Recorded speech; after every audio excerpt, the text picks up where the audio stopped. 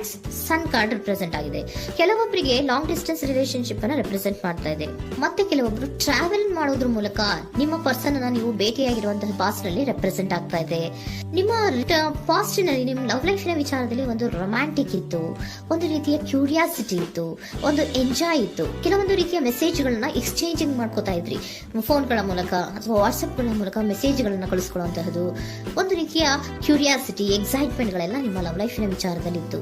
Past ನಲ್ಲಿ ಕೂಡ ನಿಮ್ಮ ಲವ್ ಲೈಫ್ ನ ವಿಚಾರದಲ್ಲಿ ಯಾವುದೇ ರೀತಿಯ ತೊಂದರೆಗಳಿರಲಿಲ್ಲ. ಸೊ ಪಾಸಿಟಿವ್ ಆಗಿತ್ತು. ಪಾಸಿಟಿವ್ ಚೇಂಜಸ್ಗಳು, ಬದಲಾವಣೆಗಳನ್ನೇ ನೀವು ನೋಡಿದ್ದೀರಾ.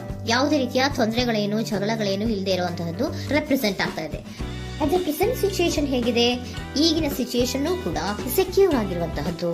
ನಿಮ್ಮ ಲವ್ ಲೈಫಿನ ವಿಚಾರದಲ್ಲಿ ಅಟ್ ಪ್ರೆಸೆಂಟ್ ಅಲ್ಲೂ ಕೂಡ, ಈ ಹಿಂದೆನೂ ಕೂಡ ನಿಮಗೆ ಚೆನ್ನಾಗೇ ಇತ್ತು, ಈಗಲೂ ಕೂಡ ಪ್ರೆಸೆಂಟ್ ಅಲ್ಲಿ ನಿಮಗೆ ಕಿಂಗ್ ಆಫ್ ಪ್ಯಾಂಟಿಕಲ್ ರೆಪ್ರೆಸೆಂಟ್ ಆಗ್ತಾ ಇರೋದ್ರಿಂದ ನಿಮಗೆ ಲವ್ ಲೈಫಿನ ವಿಚಾರದಲ್ಲಿ ಚೆನ್ನಾಗೇ ಇದೆ. ಸೊ ಒಂದು ಭದ್ರತೆ ಇದೆ. ಲವ್ ಲೈಫಿನ ವಿಚಾರದಲ್ಲಿ ಒಂದು ಸಾಮರಸ್ಯ ಇದೆ. ಯಾವುದೇ ರೀತಿಯ ತೊಂದರೆಗಳು ಏನು ಕಾಣ್ತಾ ಇಲ್ಲ. ಸೆಕೆಂಡ್ ಕಾರ್ಡ್ ಬಂದಿರುವಂತಹದ್ದು ಪ್ರೆಸೆಂಟ್ ಸಿಚುಯೇಷನ್ ಅಲ್ಲಿ ಸ್ಟ್ರೆಂತ್ ಇದೆ, ಬಾಂಡೇಜ್ ಇದೆ. ಚೆನ್ನಾಗಿ ನೀವಿಬ್ಬರ ಮಧ್ಯೆ ಒಂದು ಬಾಂಡೇಜ್ ಇದೆ, ಸಾಮರಸ್ಯ ಇದೆ, ಹೊಂದಾಣಿಕೆ ಗುಣಗಳು ತುಂಬಾ ಇದೆ. ಆದ್ರೂ ಕೂಡ ಅಟ್ ಪ್ರೆಸೆಂಟ್ ಅಲ್ಲಿ ಕೆಲವೊಂದು ವಿಚಾರಗಳ ಬಗ್ಗೆ ಅನುಮಾನವನ್ನ ಪಡ್ತಾ ಇರುವಂತಹದ್ದು ರೆಪ್ರೆಸೆಂಟ್ ಆಗ್ತಾ ಇದೆ. ಅಟ್ ಪ್ರೆಸೆಂಟ್ ಅಲ್ಲಿ ನೀವು ಕೆಲವೊಂದು ವಿಚಾರಗಳ ಬಗ್ಗೆ ನಿಮ್ಮ ಮೇಲೆ ನೀವು ಕೆಲವೊಂದು ಡೌಟ್ ಅನ್ನ ಪಡ್ತಾ ಇರುವಂತಹದ್ದು ರೆಪ್ರೆಸೆಂಟ್ ಆಗ್ತಾ ಇದೆ. ನಿಮ್ಮ ಲವ್ ಲೈಫ್ ನಲ್ಲಿ ಕೆಲವೊಂದು ರೀತಿಯ ಭದ್ರತೆಗಳಿದೆ. ಸೊ ಯಾವುದೇ ರೀತಿಯ ತೊಂದರೆಗಳೇನೂ ಇಲ್ಲ, ಒಂದು ರೀತಿಯ ಗುಡ್ ಬಾಂಡೇಜ್ ಇದೆ. ಆದ್ರೂ ಕೂಡ ನಿಮ್ಮಲ್ಲಿ ಯಾಕೋ ಆತ್ಮವಿಶ್ವಾಸ ಇಲ್ಲ, ಆತ್ಮವಿಶ್ವಾಸದ ಕೊರತೆಗಳು ರೆಪ್ರೆಸೆಂಟ್ ಆಗ್ತಾ ಇದೆ. ಯಾವುದೋ ಕೆಲವೊಂದು ಅನುಮಾನಗಳು ನಿಮ್ಮಲ್ಲಿ ನಿಮ್ಮ ಲವ್ ಲೈಫಿನ ವಿಚಾರವಾಗಿ ಇರುವಂತಹದ್ದು ರೆಪ್ರೆಸೆಂಟ್ ಆಗ್ತಾ ಇದೆ.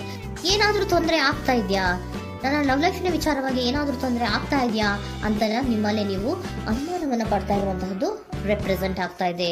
ಫ್ಯೂಚರಿನ ಬಗ್ಗೆ ಹೇಳೋದಾದ್ರೆ ಕ್ವೀನ್ ಆಫ್ ಪ್ಯಾಂಟಿಕಲ್ಸ್ ಬಂದಿದೆ. ಕ್ವೀನ್ ಆಫ್ ಪ್ಯಾಂಟಿಕಲ್ಸ್ ಬಂದಿರುವಂತಹದ್ದೇನು, ಒಂದು ರೀತಿಯ ಪೋಷಣೆಯನ್ನ ಮಾಡುವಂತಹದ್ದು ರೆಪ್ರೆಸೆಂಟ್ ಆಗ್ತಾ ಇದೆ. ಯಾಕಂದ್ರೆ ನಿಮ್ಮ ಲವ್ ಲೈಫ್ ನ ವಿಚಾರವಾಗಿ ಅಟ್ ಪ್ರೆಸೆಂಟ್ ಅಲ್ಲಿ ಕೆಲವೊಂದು ವಿಚಾರಗಳಲ್ಲಿ ಸ್ಟೇಬಲ್ ರಿಲೇಶನ್ಶಿಪ್ ಅಲ್ಲಿ ಇದ್ರು, ಒಂದು ಗುಡ್ ಬಾಂಡೇಜ್ ಇದ್ರೂ ಕೂಡ ನೀವ್ ಯಾಕೋ ಕೆಲವೊಂದು ವಿಚಾರಗಳ ಬಗ್ಗೆ ಅನುಮಾನವನ್ನ ಪಡ್ತಾ ಇರುವಂತಹದ್ದು, ಅದನ್ನ ರಕ್ಷಣೆ ಮಾಡೋದ್ರೊಳಗೆ ಹೆಚ್ಚು ಗಮನವನ್ನ ಕೊಡ್ತಾ ಇರುವಂತಹದ್ದು ರೆಪ್ರೆಸೆಂಟ್ ಆಗ್ತಾ ಇದೆ. ಇಮಿಡಿಯೇಟ್ ಫ್ಯೂಚರಿನ ಬಗ್ಗೆ ಹೇಳೋದಾದ್ರೆ ನೀವೊಂದು ರೀತಿಯ ಪೋಷಣೆಗಳನ್ನ ಮಾಡುವಂತಹದ್ದು, ನಿಮ್ಮ ಲವ್ ಲೈಫಿನ ವಿಚಾರವಾಗಿ ಕೆಲವೊಂದು ರೀತಿಯ ಹೆಚ್ಚು ಗಮನವನ್ನ ಕೊಡುವಂತಹದ್ದು, ಯಾವುದೋ ನಿಮ್ಮ ವಿಚಾರಗಳಲ್ಲಿ ಹಿಡಿತದಲ್ಲಿ ಏನ್ ಇಟ್ಕೊಂಡಿದ್ರೋ, ನಿಮ್ಮ ಪೊಸೆಸಿವ್ನೆಸ್ ಅನ್ನ ಏನ್ ಇಟ್ಕೊಂಡಿದ್ರೋ, ಯಾವುದೋ ಕೆಲವು ವಿಚಾರಗಳಲ್ಲಿ ನೀವು ಬಹಳಷ್ಟು ಓಪನ್ ಅಪ್ ಆಗಿ ಮಾತಾಡದೆ, ಯಾವ ವಿಚಾರಗಳನ್ನು ಕೂಡ ಹೇಳ್ಕೊಳ್ಳದೆ, ನಿಮ್ಮಲ್ಲೇ ನೀವು ಕೆಲವೊಂದು ಬೇಜಾರುಗಳನ್ನ ಏನ್ ಇಟ್ಕೊಂಡಿದ್ರೋ ಆ ವಿಚಾರಗಳನ್ನ ನೀವು ಮಾತಾಡುವಂತಹ ಸಾಧ್ಯತೆಗಳು ಇಮಿಡಿಯೇಟ್ ಫ್ಯೂಚರ್ ನಲ್ಲಿ ಕಾಣಿಸ್ತಾ ಇದೆ. ಯಾವುದೋ ಕೆಲವೊಂದು ವಿಚಾರ, ಯಾಕೆ ಯಾವುದೋ ಕೆಲವು ವಿಚಾರಗಳಲ್ಲಿ ನಿಮಗೆ ಅನುಮಾನಗಳು ರೆಪ್ರೆಸೆಂಟ್ ಆಗ್ತದೆ. ಲವ್ ಲೈಫಿನ ವಿಚಾರ, ಪ್ರೀತಿಯಲ್ಲಿ ಯಾವಾಗ ಅನುಮಾನಗಳು ಸೃಷ್ಟಿಯಾಗುತ್ತೋ ನಾವು ಅವಾಗವಾಗ್ಲೇ ಅದನ್ನ ಬಗೆಹರಿಸ್ಕೊಬೇಕು. ನಮ್ಮಲ್ಲೇ ಇಟ್ಕೊಳ್ಳೋದು, ಅಯ್ಯೋ ಏನಾಗ್ತಾ ಇದೆಯೋ ಅಂತ ಕೊರ್ಗೋದು ಅಥವಾ ಏನಾಗ್ಬಿಡುತ್ತೋ ಅಂತ ಭಯ ಪಡುವಂತಹದ್ದು ಏನು ಬೇಕಾಗಿಲ್ಲ. ಯಾಕಂದ್ರೆ ಲವ್ ಇರುವಂತಹದ್ದೇ ನಂಬಿಕೆಯ ಬುನಾದಿಯ ಮೇಲೆ. ಸೊ ನೀವೇನ್ ಮಾಡ್ಬೇಕು, ಏನಾದ್ರೂ ಸ್ವಲ್ಪ ಡೌಟ್ಗಳು ಬಂದಾಗ ನೀವು ಅದನ್ನ ಬಗೆಹರಿಸ್ಕೋಬೇಕು. ಯಾವ ವಿಚಾರದಲ್ಲಿ ನಿಮಗೆ ಬೇಜಾರಾಗಿತ್ತು ಅದನ್ನ ನೀವೇನ್ ಮಾಡ್ಬೇಕು, ನಿಮ್ಮಲ್ಲೇ ಇಟ್ಕೊಂಡು ಕೊರಗಬಾರ್ದು. ಓಪನ್ ಅಪ್ ಆಗಿ ಮಾತಾಡೋದ್ರ ಮೂಲಕ ನೀವು ಕ್ಲಾರಿಟಿಯನ್ನ ತಗೊಳ್ಳುವಂತದ್ದು ನಿಮಗೆ ಇಮಿಡಿಯೇಟ್ ಫ್ಯೂಚರ್ ನಲ್ಲಿ ಕಾಣಿಸ್ತಾ ಇದೆ. ಯಾವುದೇ ವಿಚಾರಗಳ ಬಗ್ಗೆ ನೀವು ನಿಮ್ಮ ಲವ್ ಅನ್ನ ಅಥವಾ ನಿಮ್ಮ ಪ್ರೀತಿಯನ್ನ ಭದ್ರವಾಗಿ ಉಳಿಸ್ಕೊಳ್ಳೋದಕ್ಕೋಸ್ಕರವಾಗಿ ನೀವು ನಿಮ್ಮಲ್ಲೇ ಇಟ್ಕೊಂಡಿದ್ದಂತಹ ಅಥವಾ ಕೆಲವು ಬೇಜಾರಿನ ವಿಷಯಗಳ ಬಗ್ಗೆ ನೀವು ಹೆಚ್ಚು ಮಾತಾಡಿ, ಓಪನ್ ಅಪ್ ಆಗಿ ಕೆಲವೊಂದು ವಿಚಾರಗಳ ಬಗ್ಗೆ ಮಾತಾಡುವಂತಹದ್ದು ಮತ್ತೆ ಅದನ್ನ ಕ್ಲಾರಿಟಿಗೆ ತಗೊಳ್ಳುವಂತಹದ್ದು ರೆಪ್ರೆಸೆಂಟ್ ಆಗ್ತಾ ಇದೆ. ನಿಮ್ಮಲ್ಲಿ ಬಾಟಮ್ ಆಫ್ ದ ಡಕ್ ಅಲ್ಲಿ ಬಂದಿರುವಂತಹದ್ದೇ ಅದು. ಖುಷಿಯಾಗಿರ್ಬೇಕು, ಸಂತೋಷವಾಗಿರ್ಬೇಕು, ನಮ್ಮ ಲವ್ ಲೈಫಿನ ವಿಚಾರದಲ್ಲಿ ಒಂದು ಎಂಜಾಯ್ ಇರಬೇಕು, ಮತ್ತೆ ನೆಮ್ಮದಿ ಇರಬೇಕು, ಯಾವುದೇ ರೀತಿ ಗಲಿಬಿಲಿಗಳಿರಬಾರ್ದು ಅನ್ನೋಂತಹದ್ದೇ ನಿಮ್ಮ ಎನರ್ಜಿಯಲ್ಲಿ ರೆಪ್ರೆಸೆಂಟ್ ಆಗ್ತಾ ಇರೋದು.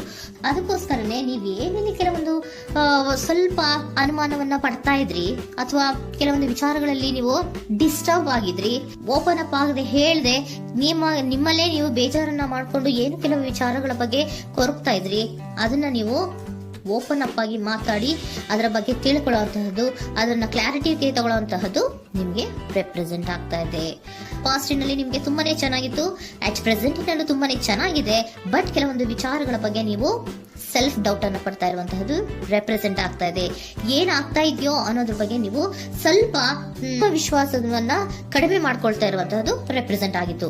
ಬಟ್ ಆದ್ರೆ ಇನ್ನು ಇಮಿಡಿಯೇಟ್ ಫ್ಯೂಚರ್ ನಲ್ಲಿ ಏನಪ್ಪಾ ಅಂದ್ರೆ ನಿಮ್ಮ ಲವ್ ಲೈಫ್ ಅನ್ನ ನಾವು ಉಳಿಸ್ಕೊಬೇಕು, ನಾನು ಎಲ್ಲವನ್ನ ನಮ್ಮ ಕಂಟ್ರೋಲ್ ಅಲ್ಲೇ ಇಟ್ಕೊಂಡು ಅಥವಾ ಪೊಸೆಸಿವ್ನೆಸ್ ಅನ್ನ ಬೆಳೆಸ್ಕೊಂಡು ನಾನೇ ಬೇಜಾರು ಮಾಡ್ಕೊಂಡಿದ್ರೆ ಸರಿ ಇಲ್ಲ, ನಾನು ಓಪನ್ ಅಪ್ ಆಗಿ ಮಾತಾಡಿ ಕೆಲವೊಂದು ವಿಚಾರಗಳ ಬಗ್ಗೆ ನಾನು ಕ್ಲಾರಿಟಿಯನ್ನ ತಗೋಬೇಕು ಅಂತ ಆಲೋಚನೆಯನ್ನ ಮಾಡ್ತಾ ಇರುವಂತಹದ್ದು ರೆಪ್ರೆಸೆಂಟ್ ಆಗ್ತಾ ಇದೆ.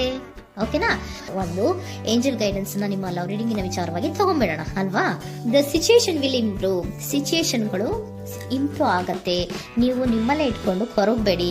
ಯಾವುದೇ ವಿಚಾರಗಳನ್ನ ನಾವು ಓಪನ್ ಅಪ್ ಆಗಬೇಕು. ನಾವೇ ಬೇಜಾರು ಮಾಡ್ಕೊಂಡ್ರೆ ಅವ್ರಿಗೆ ಏನ್ ಅರ್ಥ ಆಗುತ್ತೆ, ನಿಮ್ ಪರ್ಸನ್ ಏನ್ ಅರ್ಥ ಆಗುತ್ತೆ, ಏನಕ್ಕೆ ಬೇಜಾರು ಮಾಡ್ಕೊಂಡಿದ್ದೀರಾ ಅಂತ ಅವ್ರು ತಿಳ್ಕೊಬೇಕು ಅಲ್ವಾ. ನಿಮ್ಗೆ ಅವರಲ್ಲಿ ಏನೇ ರೀತಿ ಕ್ಲಾರಿಟಿ ಬೇಕು ಅಂದ್ರೂ ಕೂಡ ನೀವು ಮಾತಾಡಿ ಕ್ಲಿಯರ್ ಮಾಡ್ಕೊಳ್ಳಿ. ಅವಾಗ ಏನಾಗುತ್ತೆ, ದ ಸಿಚುಯೇಷನ್ ವಿಲ್ ಇಂಪ್ರೂವ್ ಆಗತ್ತೆ. ಇದಿಷ್ಟು ನಿಮ್ಮ ಒಂದಿನ ಲವ್ ರೀಡಿಂಗ್.